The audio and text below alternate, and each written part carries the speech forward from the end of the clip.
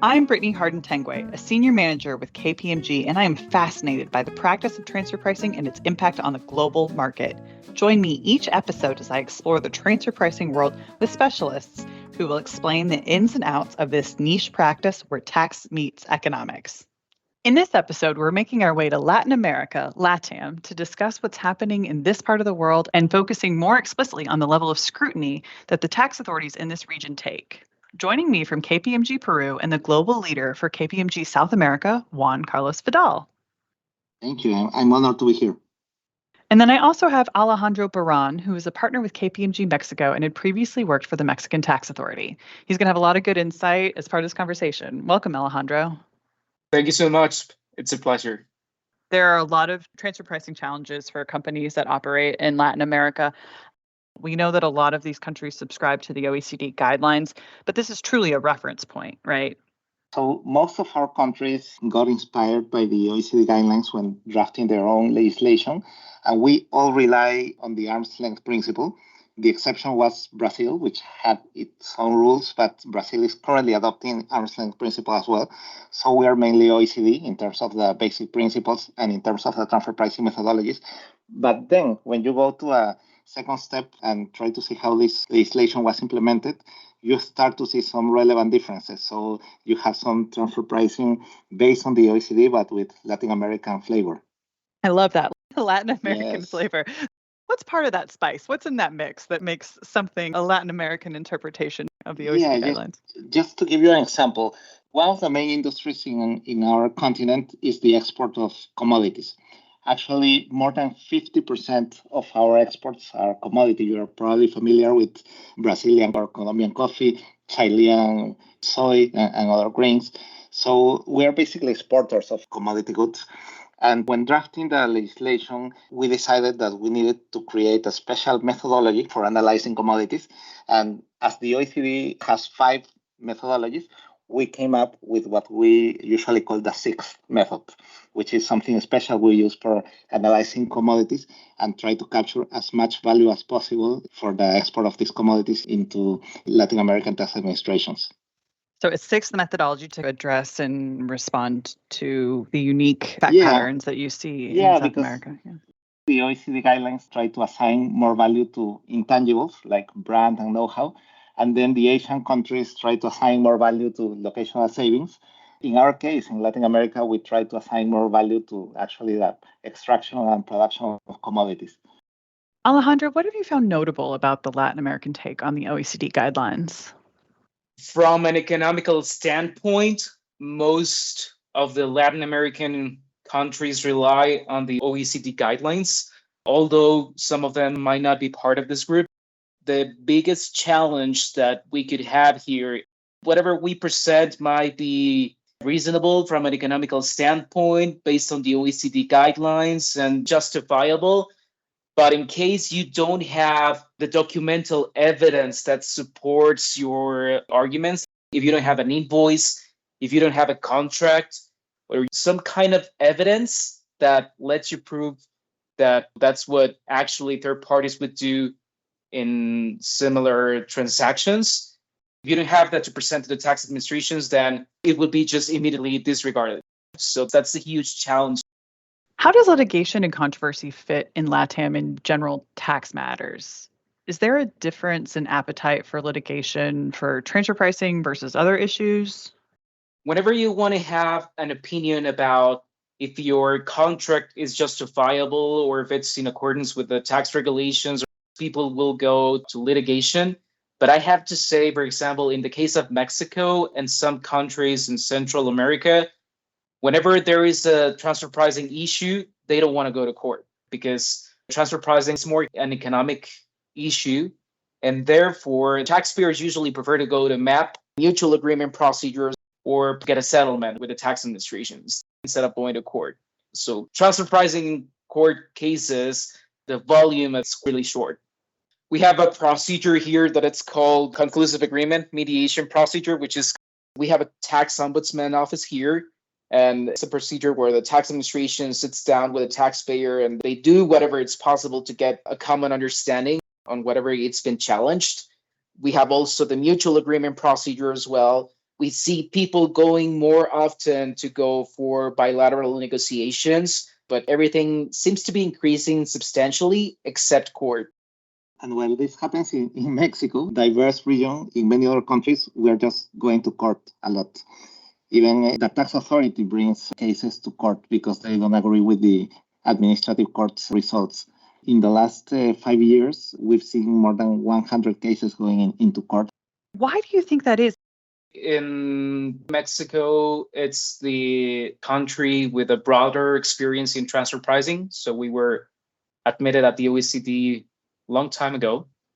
Secondly, Mexico does have substantial volume of double taxation conventions available, which means that countries investing in Mexico, we do have a double taxation treaty, which means that taxpayers can get double taxation relief. So that's something that is pretty attractive to them.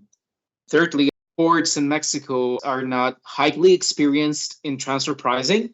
That's why taxpayers try to go for another way on how to resolve when transfer pricing dispute in Mexico. That makes sense. Juan Carlos, with respect to controversy, are there any specific transactions that attract particular attention from tax authorities in the LATAM region? I already mentioned commodities. The second one is management fees getting received from abroad. Countries that have a lot of subsidiaries that have their headquarters in the US or Europe. So these headquarters often charge management fees into our countries. And for the OECD, these are like typical standard transactions. Actually, the OECD came up with a simplified approach where you have a cost plus 5, and this should be enough to substantiate the arm's length value of the services. For our tax administrations, the view is different because you are receiving very high invoices, and these invoices are deductible costs. So the tax administrations are really interested in looking what is behind these costs. But in our case, we need to go very deep down into the detail of what's behind this cost. The level of details you need to get to support these costs is crazy. Getting into how the breakdown of costs, going all the way back to how it's entered, there's can be so much variability. That can be a very laborious exercise. Yeah, because you get an invoice for $10 million, and then the tax authority needs to know what's behind this very big amount. And you say, okay, I paid $6 million in salaries. And then the tax administration wants to know what kind of persons you have, how many people are they, what are their salaries. And they even want to see the documents that substantiate that you actually paid these people. And sometimes it's not even possible because this information might be protected for some personal protection law in their country of origin. Have you had an experience where you've gotten to the point where it's become a standstill, or any sort of interesting experiential stories you could share with us?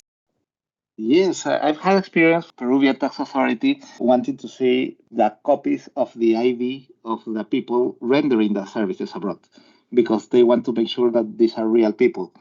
And then they want to see the copies of the salaries to this person. We try to involve the IRS, which was in this case the country of the headquarters, to participate in a meeting with the tax authority and try to give them more comfort that these payments are real in the country of origin. What do you recommend for taxpayers? How do you prepare for scrutiny on management fees? If there's anything that people could do in advance that would make their lives easier in the long run, what would you suggest? There is no magical recipe for making it easy. However, we are finding great deal of relief in technology because technology can now help us gather information more quickly, can help us capture information at the point of origin, and also can help us have some insights about the information like statistics and dashboards. And if you use this smartly, you are better positioned to face this kind of audit. But you need to work at the beginning of the services.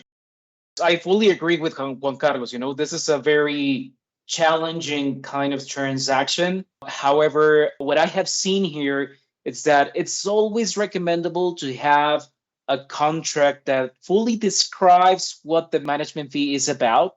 If it's legal, if it's accounting. So then it's also recommendable to follow whatever the contract states. So you can have full evidence on this is my contract and this is exactly what I'm doing. So there is no doubt or question that that's effectively what is happening. And thirdly, I would say evidence. Get all the evidence that the taxpayers could gather in order to prove that the service was effectively rendered, like any deliverables or any emails, or having full description on the team or the people that are involved in the provision of these kind of services. That's perfect. Intercompany contracts matter. I had this conversation recently where someone was asking, why do I need an intercompany contract? And I'm like, if you don't have one in place, you're going to regret it in the long run. Yeah, it's what third parties do, you know? They always sign contracts. You never do anything without having a contract. Are there any other kinds of intercompany transactions that have faced increased scrutiny in recent years? We talked about services, import of goods. Yeah, import of goods is a big one, right? We are kind of in the position where the revenue authorities, whenever there is a tangible goods, purchases, sales, they are now just not looking on income tax. They are also seeking customs. Yeah, it gets more complex. You know, in our countries, as we export commodities, we import finished goods. I don't know if this is very smart, but this is the current strategy of our countries. So the import of goods is something that gets audited really frequently. Most of the multinationals are present in our markets, and the way they bring their products into our countries is by establishing a distributor, in many cases a low-risk distributor. So the tax authorities are very interested in making sure that these distributors in our countries make some money and pay their taxes. So what we've seen very frequently is while these distributors might be making money at the gross margin level, this is irrelevant for the tax authorities who are more interested in the operating margin level. Whenever you have a distributor losing money at the operating margin level, it gets audited and it has a very low possibility of overcoming this in the courts. In cases like that, taxpayers face not just a challenge about the purchases, but also on the other kind of expenses that are related to these business purpose. Like, for example, distributors, it's the purchases, and then there's a royalty. If there are any advertising and promotion expenses, all of that, it's highly questioned by the tax administration. Yeah, because it could be a slippery slope from, this is low risk, low risk, low risk. But there's a lot of activities that could be performed in conjunction with distribution. So it makes sense that there's a lot of questions around it. Any kind of expenses related to intangibles are highly scrutinized around here, like any royalties. Tax administration are usually pursuing advertising and promotion, marketing also. What Carlos was sharing with us, it's something that happens in Mexico as well. But then, you get to a position where my business is selling stuff. If I do not go out and do some marketing, then I am not going to sell anything. These kind of expenses get highly challenged by the tax administration. We've seen that whenever we have these kind of expenses, they are now looking to get an APA. So that way they will get the certainty they need whenever they're doing this kind of transactions. So APAs is something that when taxpayers do have a significant volume of transactions and like these kind of expenses seems to be an attractive way on how to prevent any dispute. Yeah, well, that makes sense. And that takes us back around to where do we go from here? Alejandro, you were describing APAs as a vehicle for resolution. What are some other ways to resolve scrutiny in Latin America? The first thing would be, at least in Mexico, we have the mediation procedure. Mm-hmm. We have the APA, we have the mutual agreement procedure as well, and then we have litigation. Those are the only three avenues that we have here to resolve a dispute. Back in the days when I was part of the Mexican tax administration, I had the chance to get an agreement with the IRS in a systematic approach for the maquiladora industry. That approach was successful because that was designed for a specific type of industry that in the majority of the cases do have the same functions, same assets, same kind of risks involved. In terms, Brittany, of where to go, at the end of the day, this is a matter of trust. We have a trust issue in the region between the private companies and the public tax authority. The OECD published a measurement of trust. They did a survey to tax authorities around the world to see how they perceive the multinational companies.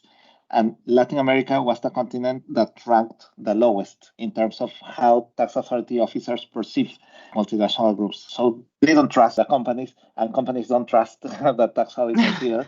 So this ends up in a mess. So in the last few months, some countries have been launching these programs along with the OECD and along with the IMF to try to build some trust between the tax authorities and the biggest companies. We hope this starts changing things because in order for economies to work and in order for countries to keep growing, so they can say I'm a dreamer, as John Lennon would say, but I hope I'm not the only one. I hope these programs work. Juan Carlos, you certainly aren't the only one. That is one of my core tenet beliefs, that commerce and policy have to work hand in hand. You cannot have one without the other. They have their own interests. There must be tension in the system, but there has to be some coordination. So that is encouraging. At the end of the day, they need to be able to sit on the same table and put the information and negotiate and have technical discussions about it. For Latin American countries to continue developing, we certainly need foreign investment. And the only thing that can help foreign investment to keep coming is to have more predictability and to avoid this kind of conflicts.